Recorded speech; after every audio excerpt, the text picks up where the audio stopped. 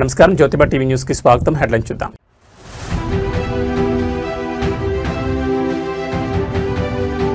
పసుపు దళం పునరుత్తేజం. మంగళగిరిలో ఘనంగా టీడీపీ నూతన కమిటీల ప్రమాణ స్వీకారం.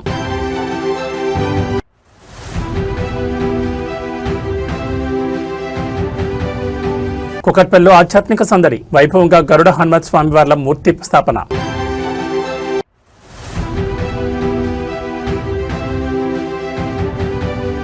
తెలంగాణ భవన్లో చేరికల చోరు. బీఆర్ఎస్ పతాకం కప్పుకున్న ఇతర పార్టీల ముఖ్య అనుచరులు.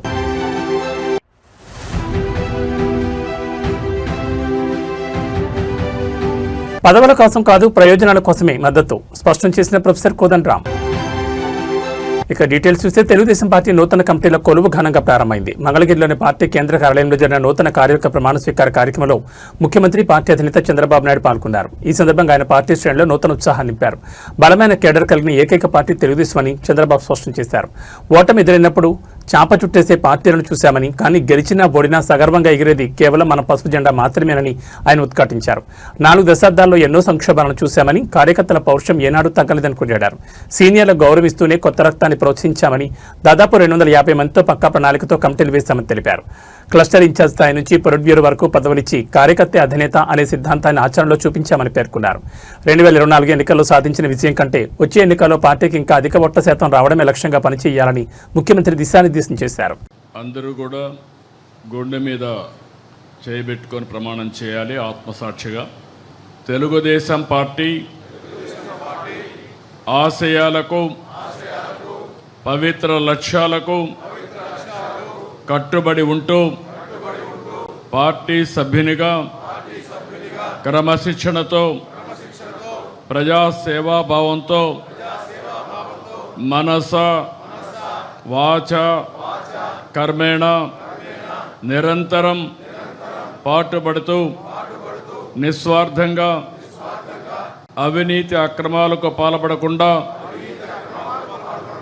దీక్షా దక్షతలతో, అంకిత భావంతో తెలుగుదేశం ప్రతిష్టను, ప్రతిపత్తిని పరిరక్షించేందుకు ఎల్లప్పుడూ కృషి చేస్తూ పార్టీ మరియు ప్రజలు నాపై ఉంచిన విశ్వాసాన్ని వమ్ము చేయకుండా నిత్య చైతన్యంతో పార్టీకి ఉజ్వల భవిష్యత్తు కల్పించేందుకై నా వంతు కర్తవ్యాన్ని, విధులను బాధ్యతాయుతంగా నిర్వహించగలనని ప్రమాణం చేస్తున్నాను. కుకట్పల్లి నియోజకవర్గంలో ఆధ్యాత్మిక శోభ సంతరించుకుంది. స్థానిక రామాలయంలో అత్యంత వైభవంగా జరిగిన గరుడ హనుమత్ స్వామివార్ల మూర్తి స్థాపన మహోత్సవం భక్తుల కోలాహల మధ్య ఘనంగా నిర్వహించారు. ఈ పవిత్ర కార్యక్రమంలో బీఆర్ఎస్ వర్కింగ్ ప్రెసిడెంట్, మాజీ మంత్రి కల్వకుంట్ల తారక రామారావు పాల్గొని ప్రత్యేక పూజలు నిర్వహించారు. ప్రతిష్టాపన మహోత్సవంలో భాగంగా కేటీఆర్ స్వామివారి విగ్రహాలను స్వయంగా క్షీరాభిషేకం చేశారు. శాస్త్రోక్తంగా జరిగిన ఈ కార్యక్రమంలో పాల్గొని స్వామివారి కృపకు పాత్రులయ్యారు. కేటీఆర్తో పాటు ఈ కార్యక్రమంలో Kukatpally MLA Madhavan Krishnarao, Quthbullapur MLA KP Vivekanand మరియు ఎమ్మెల్సీ సెంబీపూర్ రాజు తదితర ముఖ్య నేతలు పాల్గొన్నారు. ఆలయ అర్చకులు కేటీఆర్కి వేదాశీర్వచనం అందించి తీర్థప్రసాదాలు అందజేశారు. భారీ సంఖ్యలో తరలివచ్చిన భక్తులు, పార్టీ కార్యకర్తలతో ఆలయ ప్రాంగణం కిక్కిరిసిపోయింది. అభివృద్ధి పనులతో పాటు ఆధ్యాత్మిక కార్యక్రమాల్లోనూ చురుగ్గా పాల్గొంటూ నియోజకవర్గ ప్రజలతో కేటీఆర్ మమేకమయ్యారు. ఈ విగ్రహ ప్రతిష్టాపనతో కుకట్పల్లి రామాలయం మరింత ఆధ్యాత్మిక కాంతితో విరాజిల్లుతోంది.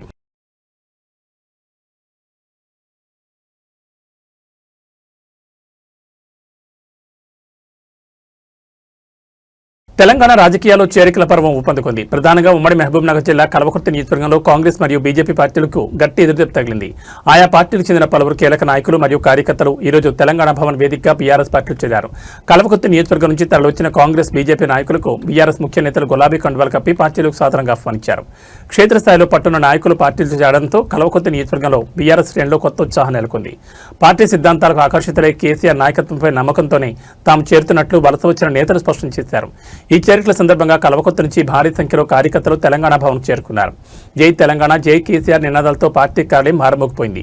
ఎన్నికలు ఏమైనా ప్రజల పక్షాన్ని నిలబడేది కేవలం బీఆర్ఎస్ మాత్రమేనని, అందుకే ఇతర పార్టీల నుంచి భారీగా వలసలు కొనసాగుతున్నాయని పార్టీ నేతలు ధీమా వ్యక్తం చేస్తున్నారు. ఈ చేరికలు రాబోయే రోజుల్లో కల్వకుర్తి రాజకీయాలపై ఎలాంటి ప్రభావం చూపుతాయో చూడాలి. గారి ఊరు నుంచే ఈ రోజు మాడుగుల మండలం నుంచే మాడుగుల మండలం నుంచే నీ పతనానికి పునాది పడ్డది. మా శ్రీధర్ గోవిందు, అప్పారెడ్డిపల్లి గ్రామస్తులు, మరెన్నో గ్రామాలు పెద్ద ఎత్తున మీ అత్తగారి ఊరు నుంచే ఇలా తెలంగాణ భవన్కి వచ్చిండ్రు. ఎవరు పాత్ర పడుతున్నారో, ఎవరు పాత్రలో పడుతున్నారో మీరు ఒకసారి గుర్తించండి చెప్తూ, మరి ఎంతో బిజీగా ఉన్న ఈరోజు మరి శ్రీధర్ గోవింద్ గారిని, మరెందరో పార్టీలో జాయిన్ అవుతున్న ముఖ్య నాయకులందరినీ ఆశీర్వదించడానికి వచ్చిన పెద్దలు గౌరవనీయులు కేటీఆర్ గారికి మరొకసారి హృదయపూర్వక ధన్యవాదాలు చెప్తూ జై తెలంగాణ. ప్రవీణ్ అన్నకు ధన్యవాదాలు. ఇప్పుడు మనం ఎదురు చూస్తున్నటువంటి మన నాయకుడు, మన వర్కింగ్ ప్రెసిడెంట్ పెద్దలు గౌరవనీయులు మన కేటీఆర్ గారిని మాట్లాడవలసిందిగా మీ అందరి పక్షాన కోరుతా ఉన్నాను. అందరికీ నమస్కారం. జై తెలంగాణ. గౌరవనీయులు సభాధ్యక్షులు కల్వకుర్తి మాజీ శాసనసభ్యులు పెద్దలు శ్రీ జైపాల్ యాదవ్ గారు, గౌరవనీయులు పార్టీ ప్రధాన కార్యదర్శి, మీ అందరికీ ఆప్తులు సుపరిచితులు పెద్దలు డాక్టర్ ఆర్ఎస్ ప్రవీణ్ కుమార్ గారు, గౌరవనీయులు మన మిషన్ భగీరథకి ఉపాధ్యక్షులుగా పనిచేసిన సోదరులు ఉప్పల వెంకటేష్ గారు, ఫుడ్ కమిషన్ అధ్యక్షులు గౌరవనీయులు శ్రీ గోలి శ్రీనివాసరెడ్డి గారు, సోదరిమణి మన విజితారెడ్డి గారు, అట్లాగే వేదికపైన ఆసీనులైన సీనియర్ నాయకులందరికీ, ఎల్ఎన్ రెడ్డి గారికి, జైపాల్ రెడ్డి గారికి, రమేష్ రెడ్డి గారికి, వెంకటేష్ గారికి, ఇంకా శ్రీనివాస్ రెడ్డి గారికి, విష్ణువర్ధన్ రెడ్డి గారికి, శ్రీనివాస్ యాదవ్ గారికి, నిర్మల గారికి, లాలయ్య గౌడ్ గారికి, విజయ్ గారికి, శంకర్ నాయక్ గారికి, చిటికెల శేఖర్ యాదవ్ గారికి, అందరికీ పేరు పేరున ఈరోజు పార్టీలో ఇప్పుడే చాలా ఉద్విగ్నంగా తన ప్రస్థానాన్ని వివరిస్తూ, మరి ఎందుకు ఇవాళ బీఆర్ఎస్లో నేను చేరుతున్నాను అని చాలా స్పష్టంగా క్లుప్తంగా మనందరికీ అర్థమయ్యేటట్టు మరి వివరించడమే కాకుండా, పుట్టిన తన జన్మభూమికి తన వంతుగా ఉడతా భక్తిగా తాను చేయగలిగినంత తన సొంత కెపాసిటీలో చేస్తున్న మా సోదరుడు శ్రీధర్ గోవింద్ గారికి, అట్లాగే ఈ కార్యక్రమంలో మరి అక్కడ కల్వకుర్తిలో ఉన్న అరాచక పరిస్థితులను తట్టుకొని గెలిచి వచ్చిన మా సర్పంచ్ సోదరులందరికీ పేరు పేరున, సోదరిమణులకి, గెలిచిన వాళ్ళకే కాకుండా ఓడినా ఇవాళ జెండా దించకుండా పోరాడుతున్న మా సోదరులకి సోదరిమణులకి వేరు పేరున అందరికీ, పత్రికా మిత్రులకి అందరికీ నమస్కారాలు. అధికారము రావడము పోవడము ఇవన్నీ కూడా రొటీన్గా జరిగే కార్యక్రమాలు. 5 ఏళ్ళకు ఒకసారి ఎన్నికలు వస్తాయి. వచ్చినప్పుడు ప్రజలకి ఎవరు నచ్చితే వాళ్ళకి ఓట్లేస్తారు. ఓట్లేసిన తర్వాత ఎవరికి మెజారిటీ స్థానాలు వస్తే వారు ప్రభుత్వాన్ని నిర్వహించే బాధ్యత వారు తీసుకుంటారు. ఇది ప్రజాస్వామ్యంలో 5 ఏళ్ళకు ఒకసారి జరిగే తంతు. తెలంగాణ రాజకీయాల్లో సెగలు పుడుతున్నాయి. కాంగ్రెస్ ప్రభుత్వం అవలంబిస్తున్న రైతు వ్యతిరేక విధానాలపై ప్రధాన ప్రతిపక్షం బీఆర్ఎస్ పార్టీ పోరాటానికి సిద్ధమైంది. ఈ క్రమంలోనే మే 6వ తేదీన రైతులతో కలిసి రాష్ట్ర వ్యాప్త భారీ నిరసన కార్యక్రమాన్ని పిలుపునిచ్చారు. బీఆర్ఎస్ అధినేత కేసీఆర్ మరియు వర్కింగ్ ప్రెసిడెంట్ కేటీఆర్ రైతుల డిక్లరేషన్ హామీలను విస్మరించిన కాంగ్రెస్ ప్రభుత్వానికి కళ్లు తెరిపించేలా మే 6వ తేదీన రాష్ట్ర వ్యాప్తంగా అన్నదాతలతో కలిసి బీఆర్ఎస్ భారీ ఎత్తున నిరసనలు చేపట్టనుంది. కాంగ్రెస్ ప్రభుత్వం మాట తప్పిందని, ఎన్నికల ముందు ఇచ్చిన హామీలను తుంగలో తొక్కిందని బీఆర్ఎస్ మండిపడుతోంది. ఇది ఏమాత్రం విశ్వసనీయత లేని ప్రభుత్వం అని కేటీఆర్ విమర్శించారు. అనాదిగా తెలంగాణ విషయంలో కాంగ్రెస్ పార్టీ అనుసరించిన ద్రోహపూరిత వైఖరిని నేతలు ఎండగట్టారు. నీళ్లు, నిధులు, నియామకాల విషయంలో కాంగ్రెస్ ఎప్పుడు తెలంగాణకు అన్యాయమే చేస్తూ వస్తుందని ధ్వజమెత్తారు. కేసీఆర్ పాలన వర్సెస్ కాంగ్రెస్. కేసీఆర్ గారి నేతృత్వంలో తెలంగాణ రాష్ట్రాన్ని సాధించుకున్న తర్వాత రైతు బంధు, ఉచిత విద్యుత్ వంటి పథకాలతో రైతాంగం స్వర్ణయుగం చూసిందని, కానీ ఇప్పుడు కాంగ్రెస్ హయాంలో మళ్లీ కరెంటు కష్టాలు, ఎరువుల కొరత మొదలయ్యాయని బీఆర్ఎస్ ఆవేదన వ్యక్తం చేస్తోంది. కాంగ్రెస్ పార్టీ, కాంగ్రెస్ ప్రభుత్వం విశ్వసనీయత లేనటువంటి ప్రభుత్వం, పార్టీ. అనాదిగా తెలంగాణ విషయంలో ద్రోహాన్ని, దుర్మార్గపు వైఖరిని కొనసాగించింది. కేసీఆర్ గారి నేతృత్వంలో తెలంగాణ రాష్ట్ర సాధనోద్యమం జరిగి తెలంగాణ రాష్ట్రాన్ని సాధించుకున్న తర్వాత అప్పటి వరకు వ్యవసాయం అంటే దండగా అనేటువంటి పరిస్థితి నుండి తెలంగాణలో వ్యవసాయాన్ని పండగగా తీర్చిదిద్దినటువంటి గొప్ప నాయకుడి చేతి నుండి అధికారాన్ని కైవసం చేసుకోవడం కోసం ఎంత నీచానికైనా ఒడిగట్టడం కాంగ్రెస్ పార్టీ నైజానికి నిదర్శనం అనడానికి నిదర్శనం రైతు డిక్లరేషన్.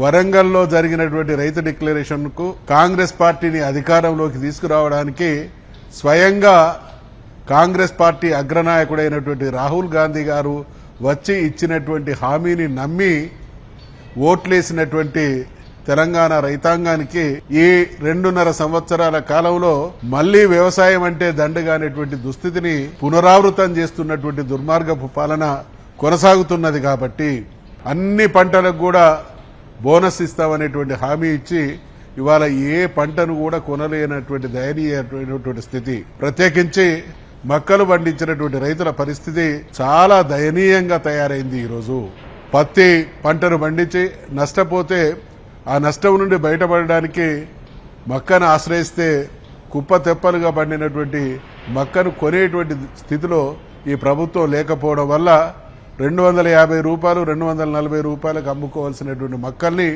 170 180 రూపాయలకు అమ్ముకునేటువంటి దుస్థితికి కారణం కాంగ్రెస్ ప్రభుత్వం, రేవంత్ రెడ్డి పాలన నిర్వాహకం. కాబట్టి రైతుల కోసం, తెలంగాణ ప్రయోజనాల కోసం ఆవిర్భవించినటువంటి పార్టీగా బీఆర్ఎస్ పార్టీ నాయకులమైనటువంటి మేమందరం కూడా కాంగ్రెస్ పార్టీ చేసినటువంటి దాష్టీకాలన్నిటికీ లో కూడా అగ్రభాగాన నిలిచేది రైతు డిక్లరేషన్. కాబట్టి మే 22వ తారీఖు నాడు తెలంగాణలో ఉండేటువంటి ప్రత్యేకించి వరంగల్ ప్రాంత రైతాంగం అంతా తరలివచ్చి మే 6వ తారీఖు నాడు ఖచ్చితంగా ఈ దుర్మార్గపు పాలనను నిరసించాలి.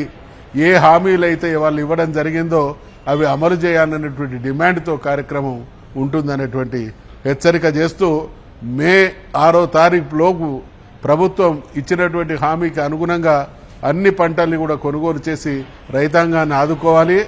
లేని పక్షంలో జరగబోయేటువంటి విపరీత పరిణామాలకు ఇదటి మొదటి అడుగు అనేటువంటి హెచ్చరిక చేస్తూ సెలవు తీసుకుంటారు. రాజకీయాల్లో నిత్యం బిజీగా ఉండే బీఆర్ఎస్ వర్కింగ్ ప్రెసిడెంట్ కేటీఆర్ తాజాగా యువతకు ఒక హృదయమైన సందేశాన్ని ఇచ్చారు. నేటి బురుకుల పరుల జీవితంలో మనం ఎన్నో కోల్పోతున్నామని, ముఖ్యంగా తల్లిదండ్రులకు ఇవ్వాల్సిన సమయం ఇవ్వలేకపోతున్నామని ఆయన ఆవేదన వ్యక్తం చేశారు. యువతను ఉద్దేశించి ఆయన చేసిన ఈ వ్యాఖ్యలు ఇప్పుడు సోషల్ మీడియాలో అందరినీ ఆలోచింపజేస్తున్నాయి. జీవితంలో మనం ఎంత ఎదిగినా, ఎంత సంపాదించినా మన అమ్మానాన్నలతో గడిపే సమయమే అత్యంత విలువైంది. వీలైనంత ఎక్కువ సమయం వారితో గడపండి కేటీఆర్ సూచించారు. మనం మన తల్లిదండ్రులను దగ్గరకు తీసుకుని ఆప్యాయంగా హత్తుకుంటే వారి కళ్ళలో కనిపించే అతృప్తి, ఆనందం మరెక్కడ దొరకదని ఆయన ఎమోషనల్ అయ్యారు. సమయం చాలా వేగంగా గడిచిపోతోంది. రేపు అనేది మన చేతుల్లో లేదు.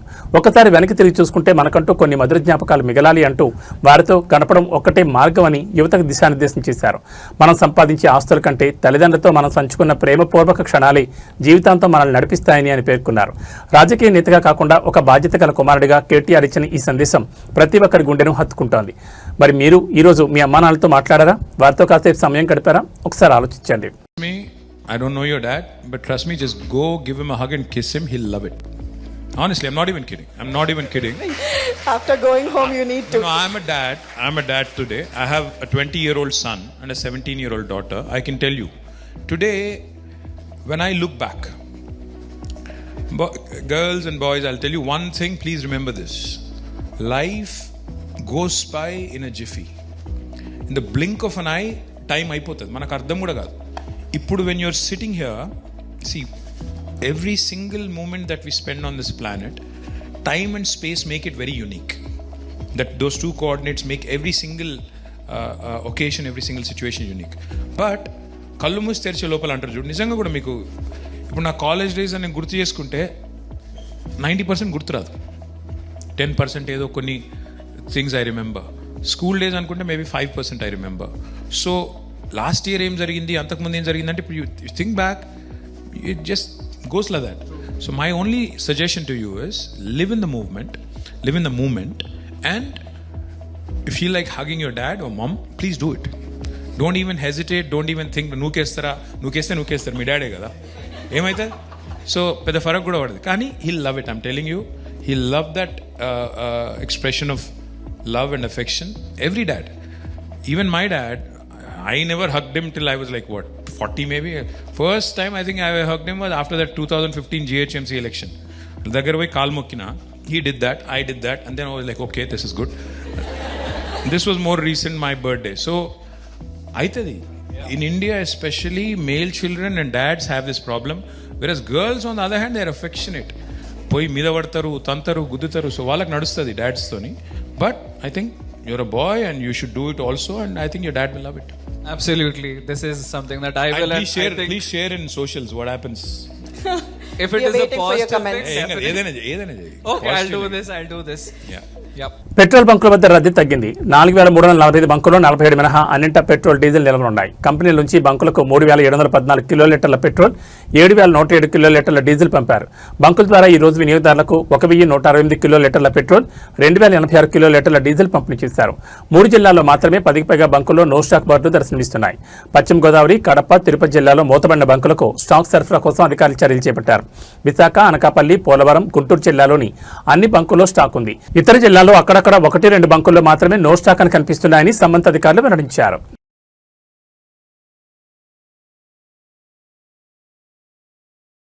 కాకినాడ జిల్లా ప్రజలకు ఇంధన సరఫరాపై ఉన్న ఆందోళనను పటాపంచలు చేశారు కాకినాడ ఎంపీ తంగెళ్ల ఉదయ్ శ్రీనివాస్. పశ్చిమాసియాలో నెలకొన్న ఉద్రిక్తతల వల్ల అంతర్జాతీయంగా ఇంధన సరఫరాపై తాత్కాలిక ఒత్తిడి ఏర్పడిందని, అయితే ఇప్పుడు పరిస్థితి పూర్తిగా అదుపులోకి వచ్చిందని ఆయన స్పష్టం చేశారు.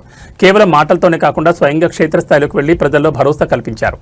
కాకినాడలోని సూర్యచంద్ర ఫిల్లింగ్ స్టేషన్ చేరుకున్న ఆయన అక్కడ స్వయంగా ఆయిల్ ట్యాంకర్ను అన్లోడ్ చేయడమే కాకుండా వాహనదారులకు స్వహస్తాలతో పెట్రోల్ నింపి అందరినీ ఆశ్చర్యపరిచారు. పెట్రోల్, డీజిల్ సరఫరాలో ఎటువంటి కొరత లేదని, వినియోగదారులు ఆందోళన చెందాల్సిన అవసరం లేదని ఈ సందర్భంగా ఆయన పిలుపునిచ్చారు.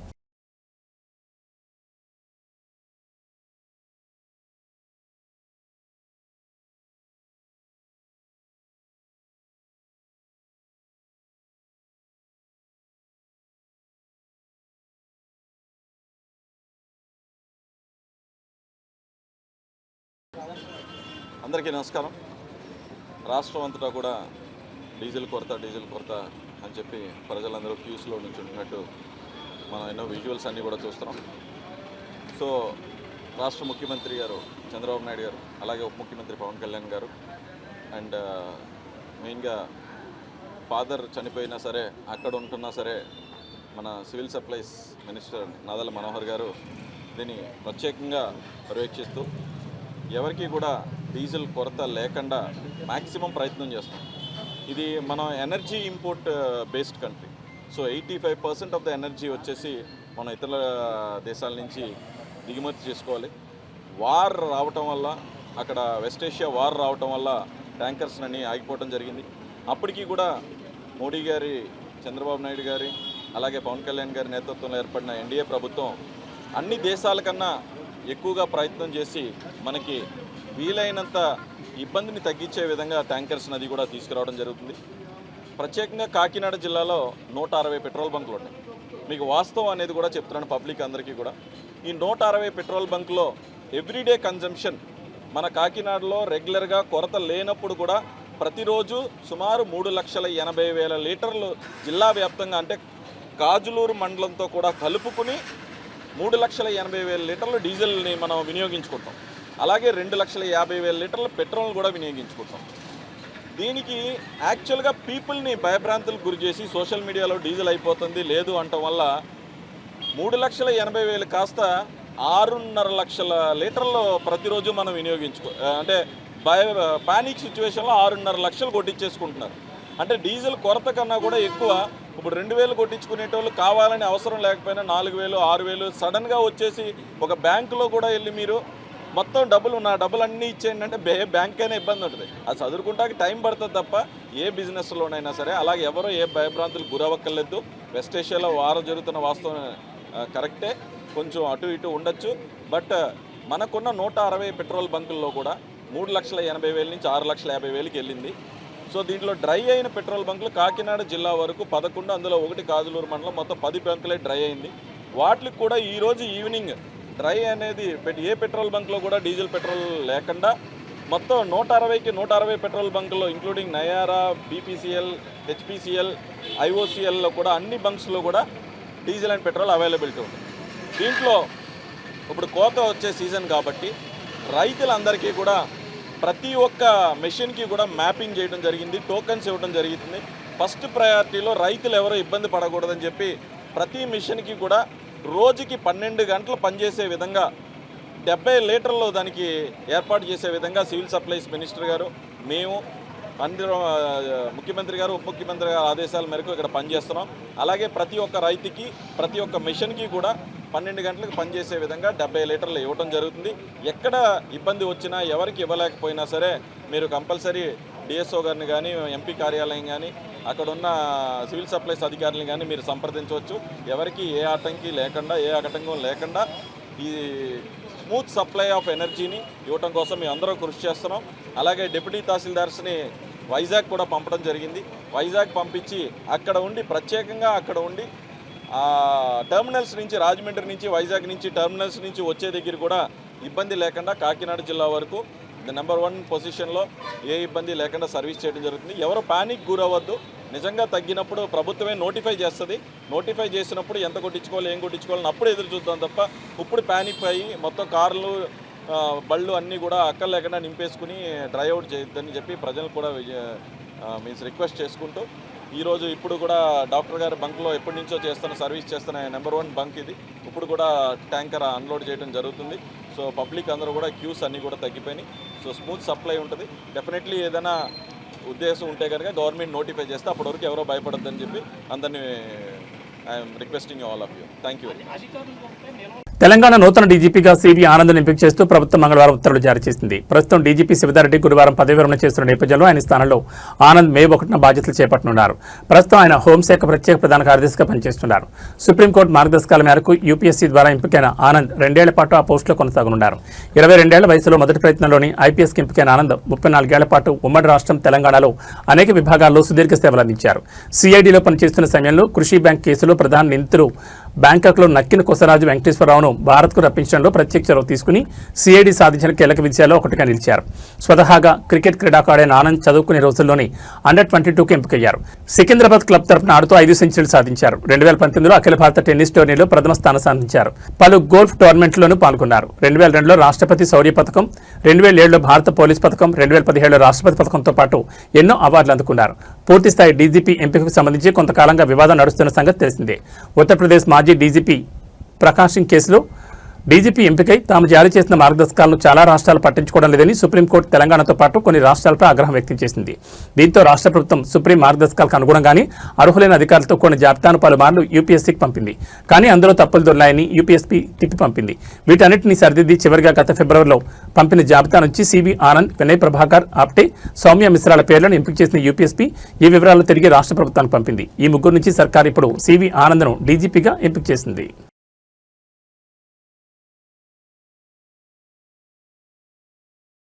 మెడికల్ కాలేజీలో పెను వివాదం చోటు చేసుకుంది. ఒక చిన్న అజాగ్రత్త నిండు ప్రాణాన్ని పలుకున్న ఘటన మహారాష్ట్రలోని నాసిక్లో కలకలం రేపింది.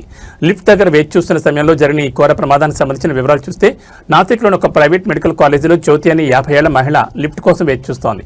లిఫ్ట్ ఎక్కడ ఉందో అని ఆ ఆతృతతో ఆమె లిఫ్ట్ డోర్ వద్దకు వెళ్లి లోపలికి కిందకి తెంగు చూస్తుంది. దురదృష్టవశాత్తు సరిగ్గా అదే సమయంలో లిఫ్ట్ పైనుంచి కిందకు రావడంతో ఆమె తల అందులో చిక్కుకుపోయింది.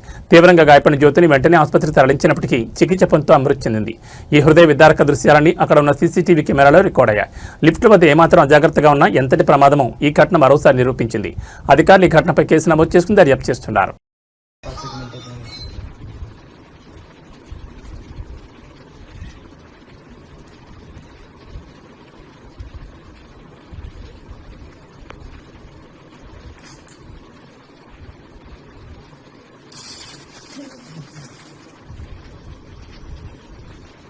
ती लिफ्ट मी बोललेली नाहीये, ती लिफ्ट वरतून आलेली.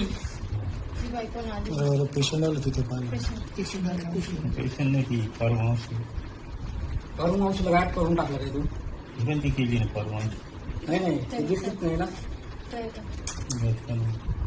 कोणी अजून आज पैसे द्यायला दिले ना काय तो तिथं जीव गेलेला आहे तो जागच गेले तिथं जीव गेलेला काही एवढं वेळ थोडी लागलं हे सुद्धा नाही.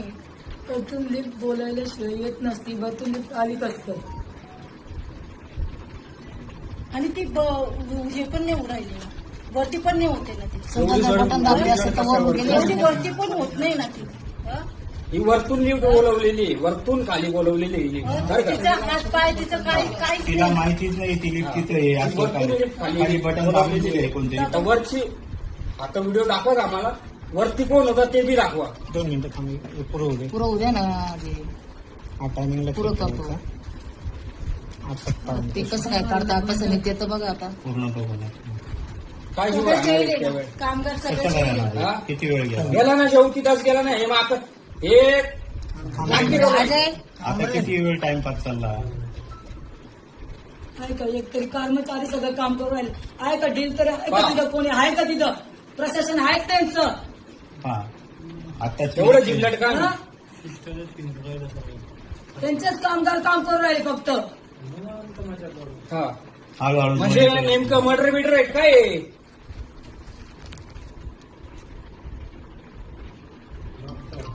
ती अटकेलच आहे ती.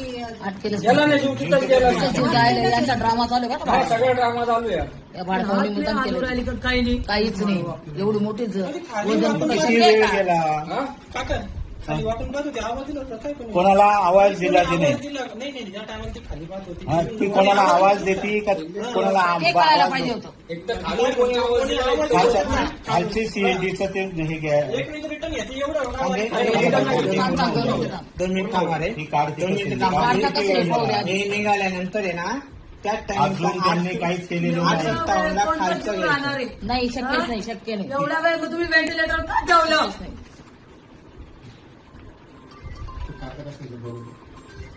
किती वेळ गेला? अजून अजून सुद्धा नाही. हा वेळ आहे का? किती वेळ गेला? 4 मिनिटं गेले. पूर्ण 9 मिनिटाची फुटेज. 9 मिनिटात कोणता माणूस कोणता माणसाचा जीव राहणार आहे? एवढं वजन केवढं येते? साधं वजन आहे का? कोणीच नाही. डॉक्टर येईलच नाही. आलाच नाही कोणता डॉक्टर. तो फक्त त्याच्या याच्याने मजा करतोय तिथं. आता एवढा वेळ झाला तर डॉक्टरांना काही कन्फर्म केलंच नसतं काही. हा एक कोणता आला फक्त. काय करताय? फक्त बघताय.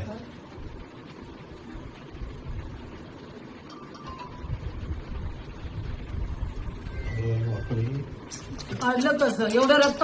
బిగ్ బాస్ ఫేమ్ నటి అశ్వరెడ్డి మరోసారి వార్తల్లో నిలిచారు. గత కొంతకాలంగా వివాదాల దూరంగా ఉంటున్న ఈ బ్యూటీ ఇప్పుడు ఒక సంచలన ఆడియో కాల్తో సోషల్ మీడియాను షేక్ చేస్తున్నారు. ఒక వ్యక్తితో అశ్వరెడ్డి జరిపిన సంభాషణ ఇప్పుడు నెట్టింట వైరల్గా మారింది. ఆ ఆడియోలో ఉన్న ముఖ్యాంశాలు గమనిస్తే కేవలం డబ్బుల విషయంలోనే ఈ వివాదం నడుస్తున్నట్లు అర్థమవుతోంది. నాకు మే నెల వరకు టైం ఇస్తే నీకు రావాల్సిన 1.5 కోట్లు వెనక్కి ఇచ్చేస్తాను, అంతవరకు ఆగాల్సిందే అంటూ అశ్వ స్పష్టం చేశారు. కాదు కూడదని నాపై ఒత్తిడి తెస్తే నేను కూడా ఎదురు కేసు పెడతాను, నన్ను ఇబ్బంది పెట్టాలని చూస్తే ఊరుకోరని సదరు వ్యక్తిని హెచ్చరించారు. మా ఇంట్లో వారిని గొడవలోకి తీసుకురావద్దు, అది పద్ధతి కాదు అని హెచ్చరిస్తూనే సమస్యను సామరస్యంగా పరిష్కరించుకుందామని కోరారు. ఈ వివాదాన్ని పరిష్కరించడానికి ప్రవీణ్ మరియు ప్రముఖ జ్యోతిష్యుడు వేణుస్వామితో మాట్లాడదామని, వారు చెప్పినట్లు విందామని అశ్వరెడ్డి ఆ ఆడియోలో పేర్కొనడం ఇప్పుడు చర్చనీయాంశంగా మారింది. అయితే ఈ ఆడియోలో వినిపిస్తున్న గొంతు నిజంగా ఆమెదేనా? అసలు ఆ 1.5 కోట్ల వివాదం దేనికి సంబంధించింది? ఈ విషయంలో వేణుస్వామి ప్రస్తావన ఎందుకు వచ్చింది అనే కోణంలో సోషల్ మీడియాలో రకరకాల చర్చలు నడుస్తున్నాయి.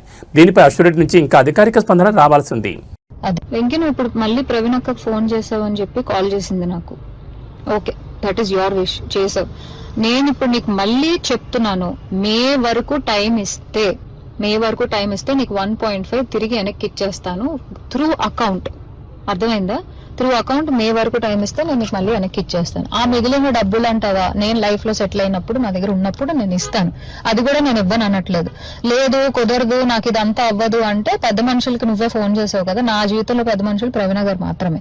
సో ఆ ప్రవీణ అక్కకి వేణుస్వామిని పెడతావా లేకపోతే ఇంకెవరినైనా పెట్టుకుంటావా, నేను పిలుస్తాను, నువ్వే పిలుచుకో. ఓకే, నేను ఇంకా నీ ముఖం చూడాలనుకోవట్లేదు, ఈ విషయం గురించి మాట్లాడాలనుకోవట్లేదు. నాకు మే అనే ఒక్క టార్గెట్ కనబడుతుంది, మే వరకు నేను నీకు డబ్బులు ఇవ్వాలి అంతే. లేదు కుదరదు కాదు అంటే నేనే పెడతాను హెరాస్మెంట్ కేసు. ఎందుకంటే మా అక్కని ఇన్వాల్వ్ చేస్తున్నాడు, మా మమ్మీని ఇన్వాల్వ్ చేస్తున్నాడు, లేకపోతే మా ఇంటికి వస్తానంటున్నాడు. అసలు నా పర్మిషన్ లేకుండా నువ్వు మా ఇంటికి రావడం ఏంటి, లేకపోతే నేను మీ ఇంటికి వెళ్ళడం ఏంటి? ఇంట్లో వాళ్ళని ఇన్వాల్వ్ చేసుకోకుండా నువ్వు నేను మాట్లాడాలి, నువ్వు నేను సాల్వ్ చేసుకోవాలి అంటే నా వైపు నుంచి ప్రవీణ్ అక్క వేణుస్వామి మధ్యలో కూర్చుంటారు. మే వరకు నేను ఆ డబ్బులు సెటిల్ చేస్తాను. అది తెలుగు సినిమా అంటేనే రంగుల ప్రపంచం. ఈ ప్రపంచానికి 4 బలమైన మూలస్తంభాలు మన అగ్ర కథానాయకులు చిరంజీవి, బాలకృష్ణ, వెంకటేష్ మరియు నాగార్జున.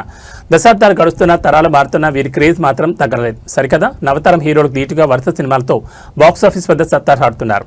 తాజాగా ఈ 4 హీరోలు తమ కొత్త సినిమాలతో అభిమానులను అలరించేందుకు సిద్ధమయ్యారు. వరుస విజయాలతో జోరు మీద ఉన్న మెగాస్టార్ చిరంజీవి పక్కా ప్లానింగ్ తో సినిమాలు పట్టాలెక్కిస్తున్నారు. వాల్తేరు వీరయ్య వంటి బ్లాక్ బస్టర్ తర్వాత దర్శకుడు బాబీతో మరోసారి చేతులు కలిపారు చిరంజీవి.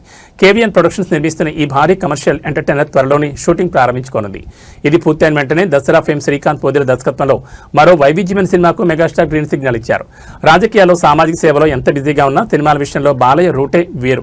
ప్రస్తుతం గోపీచంద్ మలిని దర్శకత్వంలో ఒక మాస్ యాక్షన్ మూవీ చేస్తున్న బాలయ్య దీంతో పాటే కొరటాల శివ దర్శకత్వంలో మరో సినిమాను సమాంతరంగా పూర్తి చేయనున్నారు.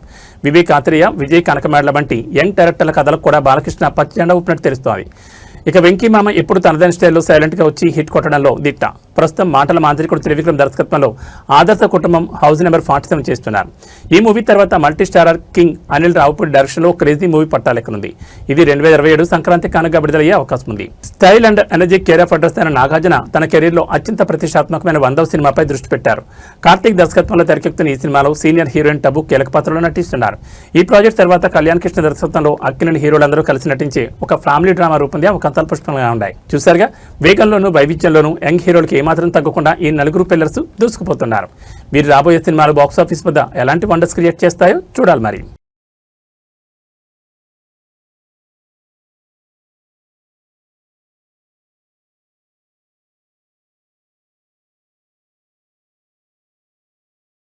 తెలంగాణ జనసమితి ఆవిర్భావ దినోత్సవ వేడుకలు ఘనంగా జరిగాయి. ఈ సందర్భంగా పార్టీ అధ్యక్షుడు ప్రొఫెసర్ కోదండరామ్ కాంగ్రెస్ తో తమ బంధం మరియు పార్టీ భవిష్యత్ కార్యాచరణపై కీలక వ్యాఖ్యలు చేశారు. రాజకీయ వ్యూహాల్లో భాగంగానే తాము కాంగ్రెస్ కు మద్దతు ఇచ్చామని ఆయన స్పష్టం చేశారు. మాకు మంత్రులను కావాలని, ఎమ్మెల్యేలు కావాలని ఆశ లేదు. మంత్రి పదవి ఇస్తామని కాంగ్రెస్ మాకు చెప్పలేదు. మేము కూడా అడగలేదని కోదండరామ్ తేల్చి చెప్పారు. తాము అధికార కాంక్షతో రాజకీయాలు చేయడం లేదని పునరుద్ఘాటించారు. రాష్ట్ర ప్రయోజనాల దృష్ట్యా ఒక రాజకీయ వ్యూహం ప్రకారమే కాంగ్రెస్ పార్టీకి మద్దతు ప్రకటించామని ఆయన వెల్లడించారు. అవసరమైన ప్రతి సందర్భంలోనూ ప్రజల పక్షాన్ని నిలబడి తోడుగా ఉన్నామని గుర్తు చేశారు. పార్టీ తదుపరి అడుగులు ఎటువైపు అన్న దానిపై స్పష్టతనిస్తూ మే 12న టీజేఎస్ ప్లీనరీ సమావేశం నిర్వహించినట్లు తెలిపారు. ఈ సమావేశంలో పార్టీ భవిష్యత్తుకు సంబంధించి అత్యంత కీలక నిర్ణయాలు తీసుకోబోతున్నట్లు ప్రకటించారు.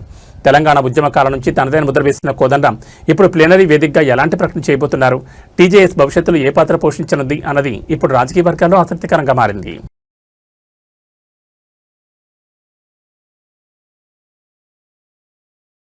ఉత్తరప్రదేశ్లోని ఆగ్రాలో ఒక భారీ ప్రమాదం త్రుటిలో తప్పింది. అచ్చేరా మార్కెట్లోని ఒక టైలర్ షాప్లో అకస్మాత్తుగా అగ్ని ప్రమాదం సంభవించింది. అయితే అక్కడ ఉన్నవారి సమయస్ఫూర్తి వల్ల ప్రాణ నష్టం జరగకుండా పెను ప్రమాదం తప్పింది. ఆగ్రా అచ్చేరా మార్కెట్లోని ఒక టైలర్ షాప్లో బట్టలు ఇస్త్రీ చేస్తున్న సమయంలో ఈ ప్రమాదం జరిగింది. ఇస్త్రీ కోసం ఉపయోగిస్తున్న గ్యాస్ సిలిండర్ నుంచి ఒక్కసారిగా లీకేజ్ ఏర్పడి మంటలు చెలరేగాయి. క్షణాల్లో మంటలు షాప్ అంతటా వ్యాపించడంతో చుట్టుపక్కల దుకాణదారులు, ప్రజలు తీవ్ర భయాందోళనకు గురయ్యారు. ప్రమాదం జరిగిన వెంటనే షాప్ సిబ్బందిని మరియు స్థానికులు ఏమాత్రం పానిక్ అవ్వకుండా ధైర్యంగా స్పందించారు. అందుబాటులో ఉన్న నీళ్లతో మరియు ఇతర సాధనాలతో మంటలను అదుపు చేసేందుకు తీవ్రంగా ప్రయత్నించారు. స్థానికుల వేగవంతమైన స్పందన వల్ల మంటలు పక్కన ఉన్న షాపులకు మరియు గ్యాస్ సిలిండర్ పేలకుండా నిరోధించగలిగారు. దీంతో అందరూ ఊపిరి పీల్చుకున్నారు.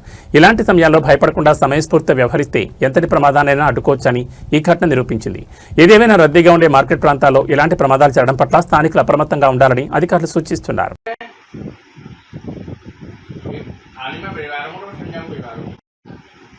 आयुष ब्लड डेयरी है हाल ही में परिवारों को समझाऊं परिवारों को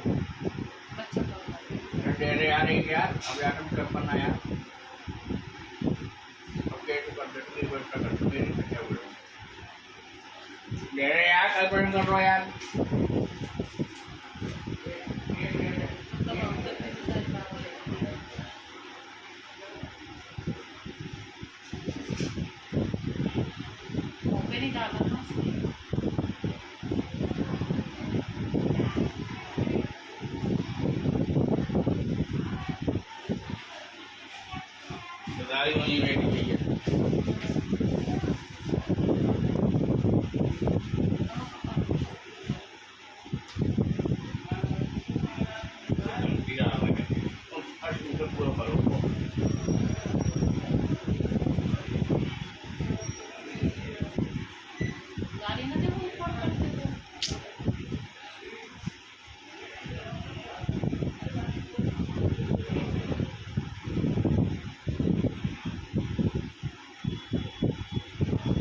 सलाह दे रहे बग्गे सलाह दे रहे थे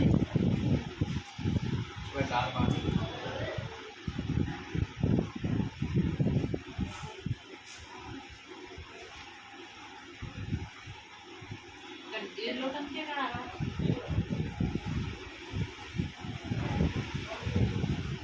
जाना बगल में पटोगा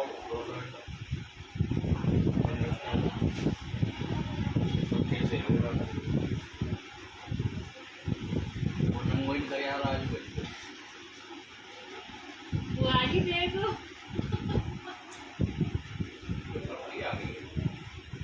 ఏబీ బులెటిన్ విశేషాలు. నమస్కారం.